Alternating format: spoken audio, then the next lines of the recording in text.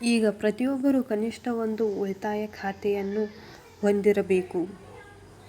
ಇದು ನಿಮ್ಮ ಹಣಕಾಸು ನಿರ್ವಹಣೆಯಲ್ಲಿ ಹಲವು ಪ್ರಯೋಜನಗಳನ್ನು ನೀಡುತ್ತದೆ.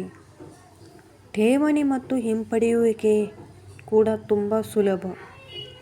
ಆದ್ದರಿಂದಲೇ ಹೆಚ್ಚಿನ ಜನರು ತಮ್ಮ ದೈನಂದಿನ ಬ್ಯಾಂಕಿಂಗ್ ಸಂಬಂಧಿತ ಕೆಲಸವನ್ನು ಅದರ ಮೂಲಕ ಮಾಡುತ್ತಾರೆ.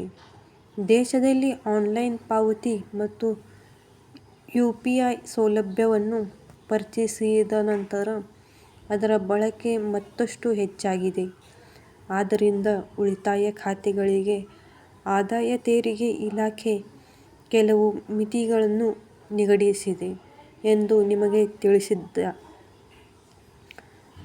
ನೀವು ಯಾವುದೇ ಬ್ಯಾಂಕಿನಲ್ಲಿ ಉಳಿತಾಯ ಖಾತೆಯನ್ನು ಹೊಂದಿದ್ದರೆ, ನೀವು ಯಾವುದೇ ಸಮಯದಲ್ಲಿ ಹಣವನ್ನು ಠೇವಣಿ ಮಾಡಬಹುದು ಮತ್ತು ಹಿಂಪಡೆಯಬಹುದು. ಇದಲ್ಲದೆ ಬ್ಯಾಂಕ್ ನಿಮಗೆ ಹಲವಾರು ಸೌಲಭ್ಯಗಳನ್ನು ನೀಡುತ್ತದೆ. ಇದು ಕೆಲವು ಮಿತಿಗಳನ್ನು ಹೊಂದಿದೆ.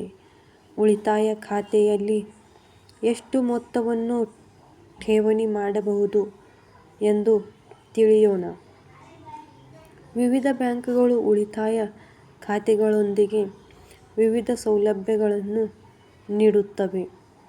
ಹೆಚ್ಚಿನ ಜನರು ತಮ್ಮ ಬ್ಯಾಂಕಿಂಗ್ ಅನ್ನು ಉಳಿತಾಯ ಖಾತೆಗಳ ಮೂಲಕ ಮಾತ್ರ ಮಾಡುತ್ತಾರೆ. ಆದಾಗ್ಯೂ, ಹೆಚ್ಚಿನ ಬ್ಯಾಂಕುಗಳು ಉಳಿತಾಯ ಖಾತೆಯಲ್ಲಿ ಠೇವಣಿ ಮಾಡುವ ಗರಿಷ್ಠ ಮೊತ್ತದ ಮೇಲೆ ಯಾವುದೇ ಮಿತಿಯನ್ನು ಹೊಂದಿಲ್ಲ. ಉಳಿತಾಯ ಖಾತೆಯಲ್ಲಿ ರೂಪಾಯಿ 10 ಲಕ್ಷಕ್ಕಿಂತ ಹೆಚ್ಚು ಜಮಾ ಮಾಡಿದ್ದರೆ ಆದಾಯ ತೆರಿಗೆ ಇಲಾಖೆಗೆ ಮಾಹಿತಿ ನೀಡಬೇಕು. ಸ್ಥಿರ ಠೇವಣಿ, ಮ್ಯೂಚುವಲ್ ಫಂಡ್ಗಳು, ಬಾಂಡ್ಗಳು ಮತ್ತು ಷೇರುಗಳಲ್ಲಿ ಮಾಡಿದ ಹೂಡಿಕೆಗಳಿಗೂ ಇದೇ ನಿಯಮ ಅನ್ವಯಿಸುತ್ತದೆ. ಚಾಲ್ತಿ ಖಾತೆದಾರರಿಗೆ 50 ಲಕ್ಷ ಮಿತಿ. ದೇಶದ ಪ್ರಮುಖ ಸಾರ್ವಜನಿಕ ಮತ್ತು ಖಾಸಗಿ ವಲಯದ ಬ್ಯಾಂಕುಗಳು ಉಳಿತಾಯ ಖಾತೆ ಠೇವಣಿಗಳ ಮೇಲೆ 2.70% ರಿಂದ 4% ರಷ್ಟು ಬಡ್ಡಿಯನ್ನು ನೀಡುತ್ತವೆ.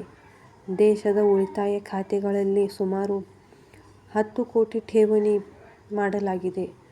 ಇಂತಹ ಮಾಹಿತಿಗಾಗಿ ನಮ್ಮ ಚಾನೆಲ್ ಅನ್ನು ಸಬ್ಸ್ಕ್ರೈಬ್ ಮಾಡಿ, ಬೆಲ್ ಬಟನ್ ಅನ್ನು ಕ್ಲಿಕ್ ಮಾಡಿ. Thank you for watching.